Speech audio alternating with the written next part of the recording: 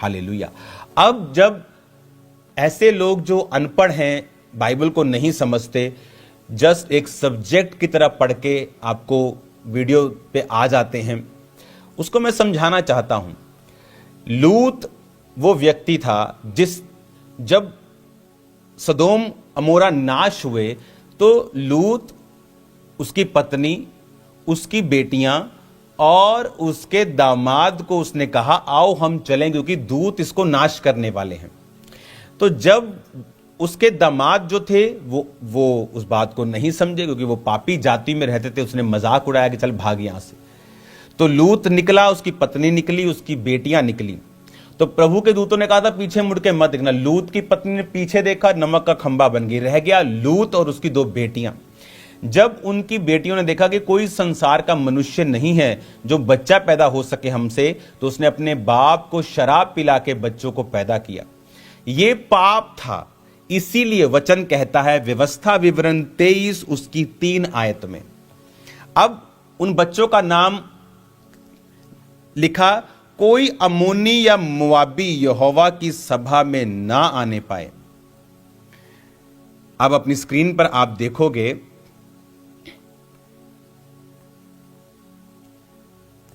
कोई अम्मोनी, अब उसका एक बेटा था मोआब, उसका नाम था मोआब।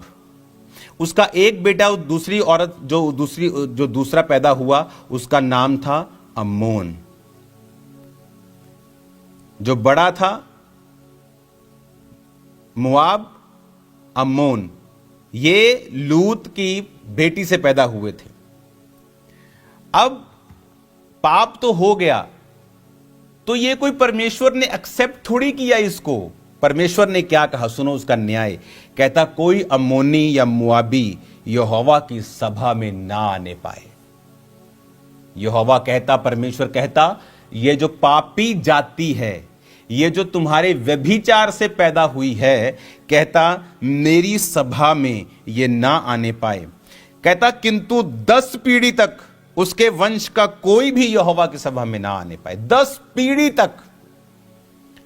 लूत की बेटियों से जो पैदा हुए मोआब और अम्मोन, खुदा कहता इनकी 10 पीढ़ियां, इसका बेटा, उसका बेटा, उसका बेटा, उसका बेटा, उसका बेटा, पोता पड़, grand grand grand grand son, उसका उसका उसका उसका 10 पीढ़ियों तक ये मुझे अपनी शक्ल ना दिखाए। इतना नफरत करता है परमेश्वर पाप से। वो तुम्हारी तरह नहीं है कि थोड़े से पैसे में बिक गए और बाइबल की खिलाफत शुरू कर दी। 10 पीढ़ियों तक परमेश्वर ने कहा कि कोई इनमें से 10 पीढ़ियों तक यहोवा की सभा में कभी ना आने पाए। और अगर आप बाइबल को ध्यान से पढ़ेंगे, मुआबी और अम्मोनियों को परमेश्वर ने इज़राइल के द्वारा दंडित भी किया, इनको मारा भी, क्योंकि पुराने नियम में मार काट चलती थी। इनको प्रताड़ित किया, इनको रिजेक्ट किया, क्योंकि वो पवित्र परमेश्वर है। ऐसा पवित्र कोई परमेश्वर नहीं है। इतना पवित्र कि जो व्यभिचार को अपनी आंखों से देखता तक नहीं। लेकिन आज व्यभिचार तो लोगों में उनको कहानियां सुना सुना के बताया जाता है। जीसस क्राइस्ट ने मैरिज नहीं की, उसका कोई रिलेशनशिप नहीं थी। यहोवा परमेश्वर कहता ये जो पाप से पैदा हुए हैं, ये यहोवा की सभा में ना आने पाए, वरन 10 पीढ़ी तक, 10 पीढ़ी तक। अगर मैं आपको पूछूं आपके परदादा का नाम क्या, तो आपको मालूम नहीं होगा। 90% लोगों को, 90 के ज्यादा लोगों को मालूम नहीं होगा। लेकिन कहता 10 पीढ़ियां, परदादा का परदादा का परदादा का 10 पीढ़ियों तक कहते हैं मेरी सभा में ना आने पाए, क्योंकि ये पाप से पैदा हूं। इतना पवित्र परमेश्वर था वो। वचन कहता है कि यहोवा परमेश्वर पाप को अपनी आंखों से भी देखता नहीं है। मालूम आपको, देखता भी नहीं, इतना पवित्र है वो। इसीलिए वचन कहता है कि जब जीसस क्राइस्ट क्रूस के ऊपर थे, तो बहुत लोग बोलते हैं कि जीसस क्राइस्ट ने एक दिन पहले कहा पिता ये हो सकता है कटोरा टल जाए, बड़े मूर्ख ऐसे हैं जो पिछले साल 2 साल पहले बोलते थे कि परमेश्वर ने कहा था कि तू मैनू क्यों छड़ देता। उनको पता ही नहीं बाइबल क्या कहती है, उनको मालूम ही नहीं वचन में क्या लिखा है। वचन में लिखा है कि जब परमेश्वर ने कहा कि हे पिता तूने मुझे क्यों छोड़ दिया, उसका रीजन क्या था? उसका रीजन यह था कि जब यीशु मसीह क्रूस के ऊपर लटकाए गए थे, वो पापी के रूप में लटकाए दे गए थे। पापी नहीं थे, लेकिन तुम्हारे और मेरे पाप उसने ले लिए थे। वो एक पाप के रूप में लटकाया गया था। तो जब यहोवा परमेश्वर वो पाप को देखता भी नहीं है, इसीलिए जब जीसस क्राइस्ट क्रूस पर थे तो यहोवा परमेश्वर ने पहली बार अपना मुंह परमेश्वर से फेर लिया था और अपनी पीठ उसकी ओर कर दी थी। और जीसस क्राइस्ट को यही दुख था। उसको यह दुख नहीं था जो एक दिन एक रात पहले गतसमनी बाग में जीसस कह रहे थे पिता हो सकता है ये कटोरा मुझसे टल जाए। उसको यह दुख नहीं था उसके कोड़े पड़ेंगे, उसको थूका जाएगा, उसको ये प्रॉब्लम नहीं थी, उसको यह दुख नहीं था। उसको यह दुख था जीसस क्राइस्ट को कि कल जब क्रूस की मृत्यु के ऊपर मैं लटकाया जाऊंगा तो परमेश्वर मुझसे अपने फेस को हटा लेगा और मुझसे अलग हो जाएगा। क्यों? क्योंकि यहोवा परमेश्वर इतना पवित्र है कि वो पाप को अगर कोई पाप कर रहा है वो देखता भी नहीं। अच्छा तूने पाप किया। बाइबल कहती है जब अब्राहम को दूतों ने कहा कि सदोम और मोरा की चिल्लाहट बड़ी बढ़ गई है, यहोवा उसमें से एक यहोवा था, 3 दूत थे, उसमें से एक परमेश्वर था। परमेश्वर ने कहा अब मैं देखूंगा कि क्या ये जो चिल्लाहट मेरे कानों में पड़ी है क्या ये सही है, कि अब मैं, आप मेरी बात समझ रहे कि नहीं? यानी जब वो कर रहे थे तो परमेश्वर को न्यूज मालूम चलता है, लेकिन वो इतना पवित्र है कि वो पाप होते हुए देखता भी नहीं है। तो तुम मूर्ख और अनपढ़ और गवार कैसे कह सकते हो कि बाइबल में ये पाप हुआ? अरे आगे पढ़, अरे पीछे पढ़ मूर्ख, आगे पढ़ पीछे पढ़ ऊपर नीचे पढ़ कि परमेश्वर कितना पवित्र है। इतना पवित्र है तेरी सोच से बाहर है, तू समझ भी नहीं पाएगा, सारी उम्र लगा रहेगा जब तक तू परमेश्वर के नीचे नहीं आएगा और पवित्र आत्मा पे विश्वास करके वचन परमेश्वर से कहेगा नहीं मुझे समझा। देखो वचन में ही लिखा है, अगर आप देखेंगे फिर से व्यवस्था विवरण 23 आयत को हम पढ़ेंगे। व्यवस्था विवरण 23 आयत को हम पढ़ेंगे और हम एक और वचन को निकालेंगे, क्योंकि बाइबल को पवित्र आत्मा के द्वारा समझना यह बहुत इंपॉर्टेंट है। हालेलुया।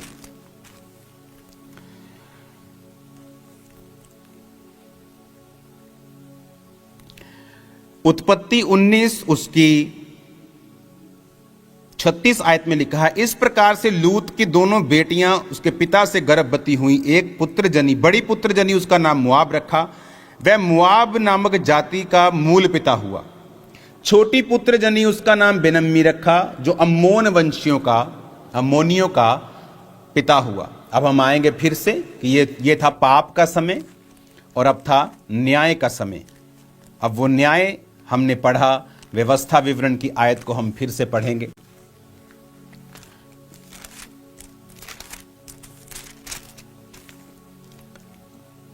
कोई अम्मोनी और मुआबी, ये कौन अम्मोनी मुआबी? वही पाप के द्वारा पैदा हुए बच्चे। यहोवा पिता ने कहा मुआबी और अम्मोनी मेरी सभा में भी ना आए कभी। वो इतना नफरत करता है पाप से। आज दुनिया अपने आप को ऊपर से चेंज कर लेती है, मैं मीट नहीं खाता हूं, मैं धर्मी हूं।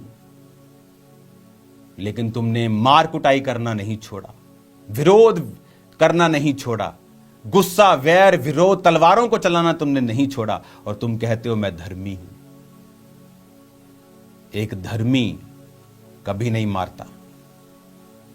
बाइबल में जितने धर्मी थे उन्होंने मार खा ली, लेकिन मारा कभी नहीं।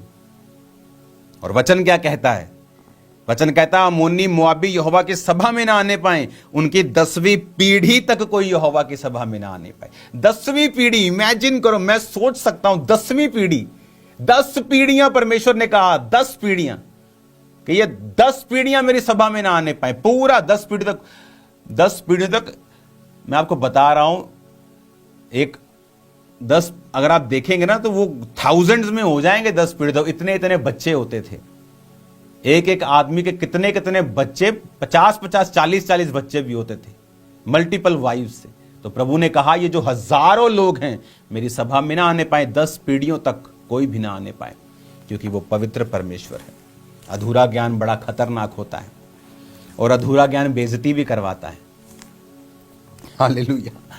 तो अधूरा ज्ञान अपने पास रखें। अगर पूरा ज्ञान चाहिए तो आएं, चर्च में आपको पूरा ज्ञान दिया जाएगा। बाइबल में आप परमेश्वर के लोगों के पापों को छुपाया नहीं है, उनको बताया है और उसका कॉन्सिक्वेंस, उसका असर भी बताया है कि उसका असर किस तरह से उनकी लाइव्स पर रहा है। हालेलुया। सैमसंग की लाइफ से अगर पाप हुआ तो उसकी जिंदगी में अंधापन भी आया, उसकी जिंदगी में बेइज्जती भी आई। वो दुश्मन जो उससे थर थर कांपता था, उस पर उसने कब्जा किया। रीजन दुश्मन की ताकत नहीं थी, उसका पाप था जो सैमसंग के द्वारा उसकी जिंदगी में, सैमसंग ने अपनी जिंदगी में किया। हालेलुया। तो बड़े ध्यान से हमें समझने की जरूरत है कि जीसस क्राइस्ट जब क्रूस के ऊपर थे तो पिता ने अपने मुंह को फेर लिया और जीसस ने कहा यही बात से मुझे डर लगता था, यही बात मैं नहीं चाहता था मेरे साथ हो। तो जीसस ने कहा हे पिता तूने मुझे क्यों छोड़ दिया। हालेलुया। एली एली लमा शक्तनी, तूने मुझे क्यों छोड़ दिया। यही बात के लिए जीसस क्राइस्ट गतसमनी बाग में पिता के सामने 3 बार गए थे और कहा था पिता हो सकता तो ये कटोरा टल जाए, क्योंकि जीसस के लिए ये सबसे बड़ी दुख की बात थी कि उस परमेश्वर उसको छोड़ देगा कुछ समय के लिए, क्योंकि वो पाप को देखता तक नहीं है। तो अपने एक लौते बेटे को जिसको वो हर वक्त देखता था, उसने अपने एक लौते बेटे से अपनी निगाह को फेर लिया था और जीसस ने कहा था हे पिता तूने मुझे क्यों छोड़ दिया, हे मेरे परमेश्वर तूने मुझे क्यों छोड़ दिया। हालेलुया। यही दुख था परमेश्वर को। कोड़ों का दुख नहीं था, उसको बाकी चीजों का दुख नहीं था, लेकिन उसको ये कटोरा एक्सेप्ट नहीं हो रहा था कि परमेश्वर कल मुझे छोड़ देगा, क्योंकि बाइबल कहती है वो हमारे लिए लटकाया गया। जब परमेश्वर पाप को नहीं देखता और वो अपने आप को अलग कर लेता है पापी से, तो जीसस क्राइस्ट हमारी जगह पे लटकाया गया, प्रभु से अलग हुआ, फिर मारा गया, गाड़ा गया, तीसरे दिन मुर्दों में से जी उठ के अपने ही लहू को, महायाजक जिस तरह साल में एक बार लहू बैलों बकरों का लेके जाते थे, अपने ही लहू को वो परमेश्वर के सामने लेके गया कि पिता ये ले मेरा लहू जो मैं इन सब लोगों के लिए बहाता हूं। और जो अलगताई परमेश्वर और मनुष्य में थी, परमेश्वर ने उसे खत्म कर दिया और इसीलिए वो प्याला परमेश्वर ने पिया, अपना लहू बहाकर पिता के सामने अपना लहू वो लेके गया। और आज इसीलिए मैं और आप परमेश्वर के करीब हैं। हालेलुया। अपने हाथों को उठाओ, हम खुदावन के लहू की तारीफ करेंगे अपने हाथों को उठा के। यीशु का लहू मेरी शिफा है, तमाम रोगों की ये दवा है। यीशु का लहू मेरी शिफा है, तमाम रोगों की ये दवा है। यीशु का लहू मेरी शिफा है। अपने हाथों को उठाओ, क्वायर के साथ इस सॉन्ग को गाते हुए हम परमेश्वर की तारीफ करेंगे अपने हाथों को उठाकर। यीशु का लहू मेरी शिफा है, तमाम रोगों की ये दवा है। यीशु का लहू मेरी शिफा है, तमाम रोगों की ये दवा है। यीशु का लहू मेरी शिफा है। ये राहते दिल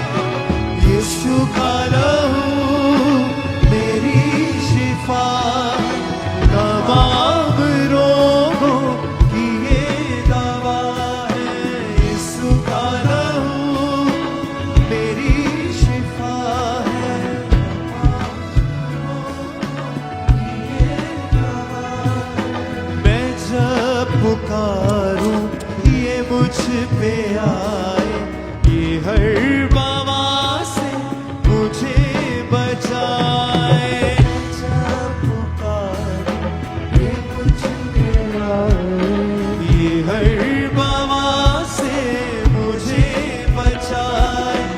मेरी तसल्ली मेरी बका है,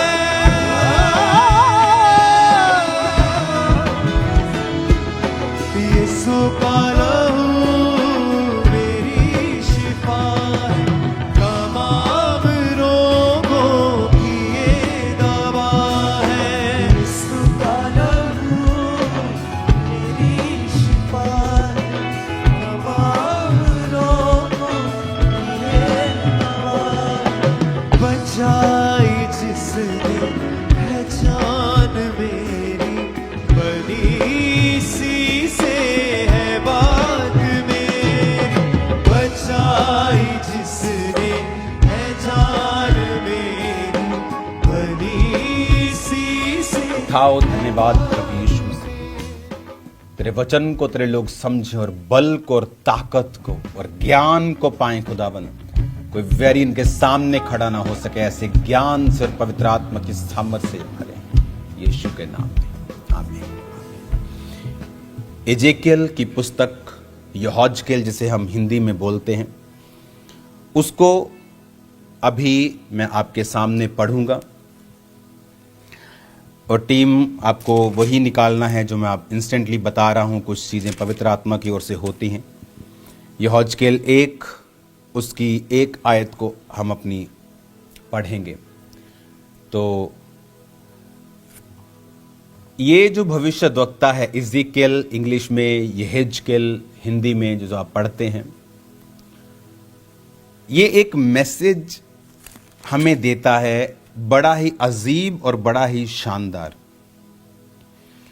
यहोजकेल जिसे आप बोलते हो, ये उस समय का प्रॉफिट है जब दानियल, उसके 3 मित्र और इज़राइली प्रजा बेबीलोन के द्वारा बंदी बनाकर ले गए थे वो।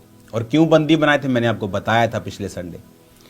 क्योंकि वो लोग जो थे, उस पाप के कारण जो परमेश्वर के राजाओं ने किया, मनश्शे ने किया, यशाया को मरवाया, नबियों को मरवाया, परमेश्वर के लोगों को प्रताड़ित किया, तब तो बड़ा मजा आया। लेकिन बाद में जब उनको वो दंड मिला, परमेश्वर कहता बस अब तौबा करने का टाइम खत्म, तौबा कर लो। मैं फिर तुम नहीं करते थे, वो बंध जाते थे, करते थे, छूट जाते थे। प्रभु कहता अब वो ड्रामा नहीं होगा, अब मैं तुम्हें पूरी तरह से जीरो कर दूंगा, तुम्हारी महिमा को मिटा दूंगा। अपने भवन को उसने खत्म कर दिया और पूरी तरह से उस शहर की, उस जाति की महिमा को मिट्टी कर दिया। और उस समय दानियल और उसके लोग बंदी बना लिए गए। उसके बाद 10,000 लोग और लोग बंदी बना लिए गए। तो उन बंदियों में एक व्यक्ति था जिसका नाम था यहेजकेल। जब इजरायली प्रजा को बंदी बनाकर बेबीलोन का राजा ले गया, तो आपको समझने की जरूरत है किस समय की बात मैं कर रहा हूं। यह उस समय की बात है जब दाऊद राजा, सुलेमान राजा आगे राजा होते थे।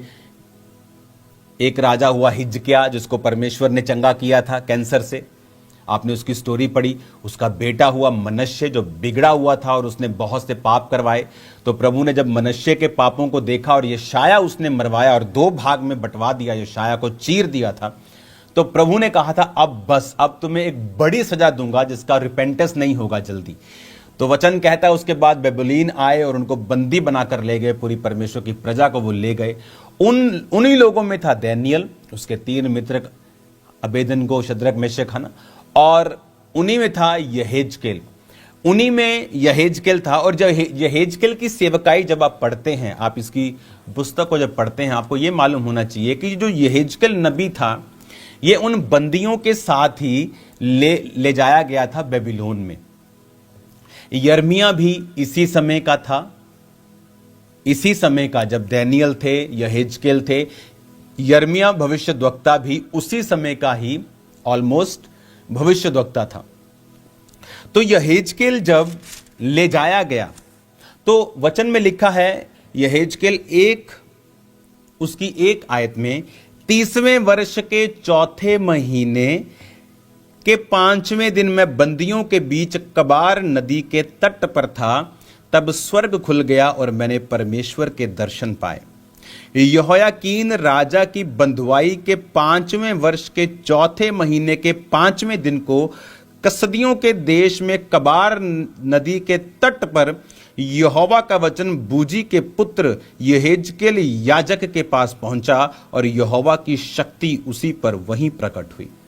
ये जो व्यक्ति था प्रभु के साथ वफादार था और ये याजकीय सेवकाई का प्रशिक्षण भी ले रहा था। जैसे एक बच्चे को मालूम होता है कि मुझे पास्टर बनना है, वो उसी तरह का प्रशिक्षण लेता है, उसी तरह की तैयारी करता है। तो ये जो यहोजकेल था ये एक याजकीय प्रशिक्षण में था, जिसको याजक बनना था। और जब बंधुआई के साथ सबको ले जाया गया उधर, तो इसकी जो स्पिरिट थी वो परमेश्वर के साथ कनेक्टेड थी। अब पूरे देश के ऊपर संकट था। आप इमेजिन करो, एक दूसरा देश आता है, सारा कुछ देश के बड़े बड़े धार्मिक स्थान खत्म करके, जीरो करके ढा देता है, सब कुछ खत्म कर देता है, वो बंधुआई में ले जाता है। पहले वो अच्छे लोगों को ले गया। अगर आप बाइबल को ध्यान से स्टडी करें तो उस राजा ने कहा था कि जो यहूदी वंश राजवंश के बच्चे हैं मुझे वो चाहिए। पहले वो मलाई उठा लेता है, दूध के ऊपर मलाई लेते ना, मलाई उठा ली। डैनियल, शद्रक, मेशक, अबेदनगो, राजवंश के समझदार लोग वो ले गया। उसके बाद आम लोगों को ले गया। उसके बाद उसने सब मिट्टी कर दिया और सब कुछ ले गया, वो खत्म कर दिया उसने। अब वो समय था, उस समय उन हजारों लोगों में एक था यहेजकेल, जो परमेश्वर के साथ जुड़ा हुआ व्यक्ति था। अब ये पूरा बता रहा है कि वो 30 साल का था। कहता मैं 30वें वर्ष के 4थे महीने के 5वें दिन, यानी उसका बर्थडे होता है 30वां, उसके 4 महीने बाद अगर आपका बर्थडे जनवरी को है तो इसका मतलब जनवरी, फरवरी, मार्च, अप्रैल, ये उसकी बात कर रहा है कि हाँ, पूरा उसको पता है कि वो किस दिन की बात कर रहा है। कहना मैं बंदियों के बीच कबार नदी के तट पर था, तब स्वर्ग खुल गया और परमेश्वर के मैंने दर्शन पाए। इमेजिन करो, एक ऐसी जाति के बीच में अब वो था जो बहुत ही, जिसे कहते हैं कि बहुत ही गंदा किसी के साथ जब बिहेव करना। जैसे हम सुनते हैं कि जो ब्रिटिशर्स थे, जब वो इंडिया को उन्होंने बंदी बनाया तो मजदूरों के साथ बड़ा गंदा वो बिहेव किया। बहुत सी ऐसी स्टोरीज सुनते हैं। तो वो ऐसे मजदूरों के तरह उनके साथ बिहेव किया गया, उनको प्रताड़ित किया गया। लेकिन वचन क्या कहता है कि बंदियों के बीच वो कबार नदी के तट पे था, तब स्वर्ग खुल गया। इमेजिन करो, आपके ऊपर, पूरे देश के ऊपर एक विपत्ति है, एक मुश्किल है, लेकिन आपका कनेक्शन परमेश्वर के साथ है और आप प्रभु के साथ हैं। सब दुखी हैं, सब रो रहे हैं, लेकिन आपके लिए स्वर्ग खुलता है और बाइबल कहती आप परमेश्वर के दर्शन पाते हैं। यहोजकेल की पुस्तक ये हमें बताती है कि जब यिर्मयाह के टाइम, यशाया के टाइम का ये समय है, यीशु मसीह के जन्म से 700 साल पहले की ये सब बातें हैं। जब परमेश्वर के लोग बिगड़ गए, दूसरे राजा को परमेश्वर ने तैयार किया, अन्य जाति को, तू इस पे कब्जा कर। उसने कब्जा किया, अच्छे लोगों को पहले ले गया, फिर आम प्रजा को ले गया, सब भवनों को नष्ट कर दिया। ये उस समय की बात है जब उस देश के ऊपर द ग्रेटेस्ट डिप्रेशन था। ऐसा पहले कभी नहीं देखा था। प्रभु राजाओं के पाप को देखता था, उनको सजा देता था, मार देता था, नया राजा देता था, फिर वो पाप करता था, उसको मारता था, फिर अच्छा राजा आता था, फिर वो चलता था लंबा, फिर परमेश्वर कहता नहीं अब मैं ये करूंगा ही नहीं। वो जब यशाया को मरवाया गया, पाप बढ़ गए, बड़ी बड़ी उसने गलत काम किए, जादू टोना करने वालों को उसने देश में जगह दी, बहुत उसने भयानक पाप किए। तो प्रभु ने कहा बस अब तुम सब ऐसी बंधुआई में जाओगे कि तुम्हारी तौबा तौबा मैं करवा दूंगा। प्रभु के हाथों में पड़ना बड़ी भयंकर बात है। मैंने देखा है प्रभु, आप जब इंसान जब पाप करता है वो एकदम से एक रात में आपको कई बार उत्तर नहीं देता, लेकिन वो आपको ऐसे लंबे कोर्स में डालता है, आपका एंड ही चेंज हो जाता है। कहीं आप जा रहे थे लेकिन आपका कई बार वर्तमान आपको लगता है चेंज नहीं हुआ, लेकिन एक गाड़ी, दो गाड़ियां जा रही हैं, दोनों सेम जा रही, लेकिन एक कोलकाता जा रही है और एक मुंबई जा रही, लेकिन एक समय वो दोनों एक ट्रैक से निकलती हैं, सामने सामने से, इधर जा रही इधर जा रही, लेकिन एंड उनका बिल्कुल अलग है। पाप का एंड बिल्कुल अलग है। वर्तमान हो सकता है कुछ देर आपको फर्क ना पड़े, क्योंकि बहुत से लोग इस गलती में पाप करते रहते, उनको लगता है कि मसा पा लेते हैं, पाप करते हैं, ले हैंड कर दिया, बेच दिया, 25,000 50,000 1 लाख पाप कर लिया लड़की के साथ, व्यभिचार। उनको यह मालूम नहीं होता कि मसा काम करेगा, गिफ्ट काम करेगा, लेकिन तुम्हारी डेस्टिनी चेंज हो चुकी है, तुम्हारी डेस्टिनेशन बदल चुकी है। वर्तमान में तुम्हें लगता है तुम्हें फर्क नहीं पड़ रहा, लेकिन वो फर्क पड़ना भी स्टार्ट हो जाएगा और तुम एंड में कहीं और ही होंगे जहां तुम नहीं होना चाहिए तुमको। और अब आपको ये इस बात समझ आएगी कि जब परमेश्वर ने इसको कहा, और बाइबल कहती है कि वो बंधुओं के बीच में था और स्वर्ग खुल गया, और उसने क्या देखा, कहता कि यहोवा की शक्ति उस पर प्रकट हुई। 3 आयत में लिखा है। अब ये आज मैं आपको ये मैसेज पूरा नहीं दूंगा, आज इसके कुछ पार्ट पर हम डिस्कशन करेंगे कि ये एक होप है, ये एक आशा है। आप इमेजिन करो कि एक पूरा देश बंधुआई में है, लेकिन एक व्यक्ति जो प्रभु के साथ जुड़ा हुआ है वो अभी भी हेवनली विजन ले रहा है, और परमेश्वर की शक्ति उस पे हो रही है, और वो परमेश्वर के साथ जुड़ के अपनी लाइफ को बेटर कर पा रहा है। कौन था? दानियेल इन्हीं बंधुओं में से था। लेकिन आपको पता है दानियेल कहां तक पहुंचा? उस देश का ऑलमोस्ट वो प्रधानमंत्री टाइप की पोस्ट पर पहुंच गया था। बाइबल में कहती थी, राजा ने कहा था दूसरा तू प्रभुता करेगा, ऐसा बड़ी पोस्ट, गृह मंत्री, बड़ी पोस्ट। कौन था दानियेल? एक बंधुआ। लेकिन ये पुस्तकें हमें क्या बताती हैं? ये पुस्तकें हमें ये बताती हैं कि कोई मैटर नहीं करता आपका परिवार कितना गरीब है, आप कैसी परिस्थिति में जन्मे हो, आप कितने भी बुरे देश में जन्मे हो। आप चले जाओ अफ्रीका में, वहां लोग मिट्टी खाने पर मजबूर हैं। आप तो अच्छे देश में हैं, आप तो खा पी रहे हैं। एशियन देशों में ऐसी प्रॉब्लम नहीं है, इंडिया में, पाकिस्तान देशों में ऐसा नहीं कि आपको खाना नहीं मिलेगा। धार्मिक स्थानों में आपको लंगर मिल जाते लोगों को, लेकिन वहां ऐसा नहीं है। बहुत से देशों में बहुत प्रॉब्लम्स हैं। लेकिन आपको यह बात समझनी पड़ेगी कि परमेश्वर क्या कहता है। अब आपकी सिचुएशन जितनी मर्जी खराब हो, आपके आसपास जितना मर्जी इकोनॉमिक डिप्रेशन हो, मंदी आ जाए, शेयर मार्केट गिर जाए जी, फलाना गिर गया जी, कोई कमेटी लेके भाग गया जी, बिजनेस फेलियर हो गए लोगों के, कोविड आ गया जी, कुछ भी होता रहे, परमेश्वर ये मैसेज देता है इन पुस्तकों से कि अगर तुम्हारा संबंध मेरे साथ है, चाहे तुम बंधुओं के बीच में भी हो, मैं तुमको वहां से निकाल कर अलग करके तुम्हें ऊंचा करके तुम्हें ब्लेस कर दूंगा।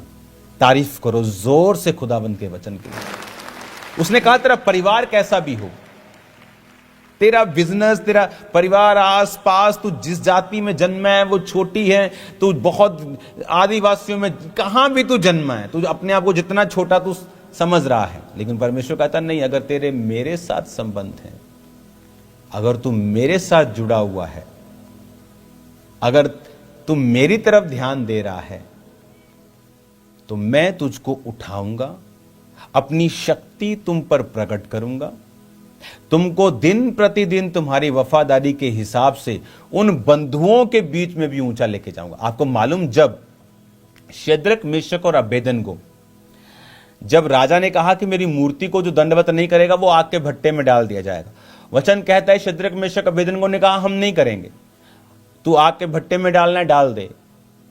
और ये लोग सोचते हैं कि हम इनको बर्तन नहीं देंगे, हम इनको कब्रिस्तान नहीं देंगे। अरे ये वो कौम है जो कहती है हमें जला भी दोगे तो यहोवा नाम हमारे मुंह से ही निकलेगा, यीशु नाम हमारे मुंह से निकलेगा। कहां बैठे हो तुम? ये बर्तन, ये भांडे टिंडे तक कादे छाड़ते ऐसी। और परमेश्वर के लोगों को किसी और चीज की जरूरत नहीं है, उनको बाइबल चाहिए, सिर्फ पास्टर्स चाहिए उनको। उनको क्या चाहिए तुम्हारा? कुछ नहीं चाहिए तुम्हारा। हालेलुया। वो कहता तुम हमें भट्टे में डाल दोगे तो भी परमेश्वर बचाना होगा तो बचा लेगा, लेकिन हम तेरी मूर्ति के आगे दंडवत नहीं करेंगे। और आप मालूम क्या हुआ? जब परमेश्वर ने उनको बचाया तो वचन कहता है राजा ने उनके पदों को ऊंचा किया। आज क्यों लोगों के पद ऊंचे नहीं होते? क्यों नहीं होते? आज एक क्रिश्चियन फैमिली क्यों नहीं बढ़ रही? क्यों? क्योंकि परीक्षा के समय वो अपने हथियारों को डाल देती। कौन से हथियार? हमारे आत्मिक हथियार। बोले ओ पिंड च विरोध हो गया, ओ एमएलए साहब, ओ सरपंच साहब ने विरोध करता। अरे डरो मत, ये धरती एक पॉइंट पेन के भी बिंदु, पेन है यहां पे बिंदु से भी छोटी है, यहां बिंदु इतनी बड़ी गैलेक्सी, उस बिंदु के अंदर ये धरती एक बिंदु की तरह है, और उस बिंदु के बिंदु का बिंदु भी आप लगा लो तो उन लोगों से डरो मत जो बिंदु का भी बिंदु नहीं है, और परमेश्वर जिसने सब कुछ बनाया है। बाइबल कहती है जब तुम प्रभु में खड़े रहोगे वो तुम्हारे पद को ऊंचा करेगा, फिर वो तुम्हें उन्हीं लोगों में बढ़ाएगा, उन्हीं लोगों में तुम्हें स्ट्रांग करेगा, और उन्हीं लोगों में तुम्हें सुरक्षित भी करेगा और तुम्हें ऊंचा भी करेगा। और यही हुआ। डैनियल अगर डर जाता कि मैं ये खाना ही पड़ेगा, चलो राजा का प्रोटोकॉल नहीं तोड़ सकते, तो कभी भी वो उस जगह पे ना पहुंचता। लेकिन वचन कहता उसने किसी प्रोटोकॉल की परवाह नहीं की, किसी बंदे की परवाह नहीं की, उसने कहा मैं वही करूंगा जो वचन कहता है, बाइबल कहती है। और क्या हुआ? डैनियल का पद ऊंचा होता गया। हर परीक्षा के बाद पद ऊंचा हुआ। शेरों की मांद में डालने के बाद पद ऊंचा हुआ। जब किसी राजा के सामने हाथ से लिखे हुए अक्षर आए तो उसने कहा कि कौन समझा सकता है? डैनियल समझा सकता है। उसका पद ऊंचा हुआ। वो उनके पद ऊंचे होते गए। बंधुआई देश में भी परमेश्वर उनको कहां लेके गया, इमेजिन करो। कहां था यूसुफ? मिस्र देश में। मिस्र देश के लोग चरवाहों से नफरत करते थे, आपको मालूम? नफरत, आई हेट इट, मैं नफरत करता हूं इससे। चरवाहों से नफरत करते थे मिस्र के लोग, मालूम? सबसे अधिक नफरत वो चरवाहों से करते थे, क्योंकि जितने यहूदी थे वो चरवाहे थे। कौन था यूसुफ? एक चरवाहा। क्या बना उस देश का? प्रधानमंत्री। नफरत करने वाला व्यक्ति उसी देश का प्रधानमंत्री बना। ये है मेरा परमेश्वर। वो ये करने की ताकत आज भी रखता है, और वो करेगा आपकी लाइफ में। आप यहां पर इसी देश, इसी स्टेट में सबसे ऊंचे स्थानों में होंगे आने वाले समय में। लिख के ले लो, आपके बच्चे टॉप पोजीशंस के ऊपर होंगे, मैं आपको बता रहा हूं। हालेलुया।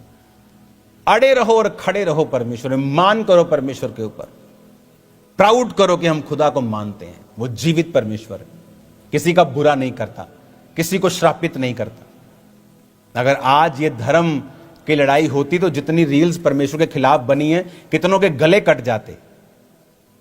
अगर जीसस क्राइस्ट के लिए लोग अपनी जान दे सकते हैं, हजारों मिशनरीज हैं जिन्होंने बिहार में जान दी है। बिहार को मिशनरियों की कब्रगाह कहा गया है, पता है? अगर उनकी शहादत को हम मनाना शुरू कर दें, हर घंटे 100 लोगों की शहादत मनानी पड़ेगी, क्रिश्चियंस लोगों को। इतनी शहादतें हुई हैं परमेश्वर में। तो लोग जब मजाक उड़ाते तो उनको, अगर ये धर्म हो तो उनको मार काट दिया जाए। अगर वो शहादत दे सकते हैं परमेश्वर के लिए, तो किसी को मार के जेल में जाना उनके लिए कितनी बड़ी बात होगी।